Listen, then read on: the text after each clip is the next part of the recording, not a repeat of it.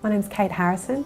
I'm an occupational therapist and rehabilitation provider, and I'm self-employed. We're in a small practice called Harrison and Associates Occupational Services. We provide occupational rehab services for injured workers with regard to their return to work.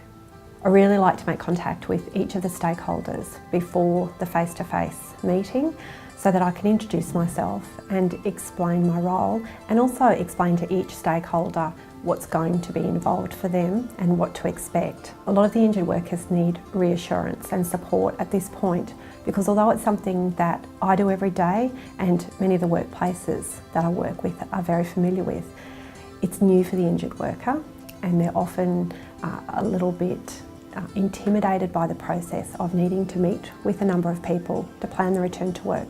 So I like to reassure them that their treating practitioners are going to be involved, that there's consultation with their doctor, that I review the information that's available from other treaters such as physiotherapists and psychologists. I think all my cases are really interesting.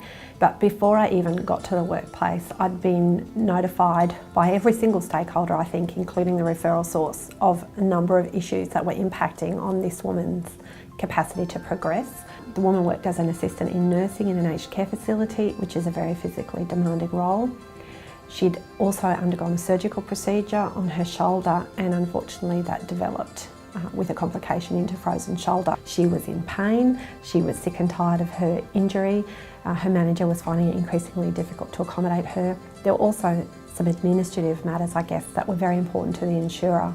So I met with the worker, she was able to explain what her issues were. Then when we met with the supervisor, being a third party, I was able to seek some clarity from the supervisor just by asking questions and identifying what was really important and what the priorities were for the injured worker. I think she felt she'd had a hearing and that her issues had been acknowledged. So we were then able to continue to build on what we'd done at that initial meeting by telephone consultation and some telephone hookups and some reviews further down the track. I think that occupational therapists take a very holistic view of the situation.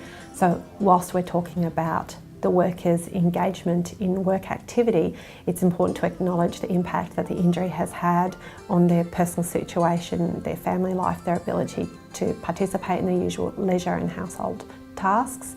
I go into every single meeting believing that we're going to walk away with a suitable duties proposal.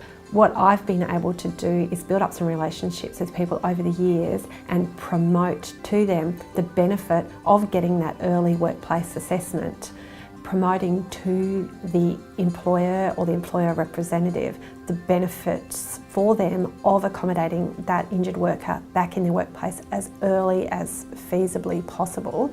So there's all those human benefits for the worker in returning to work, irrespective of the cost factors.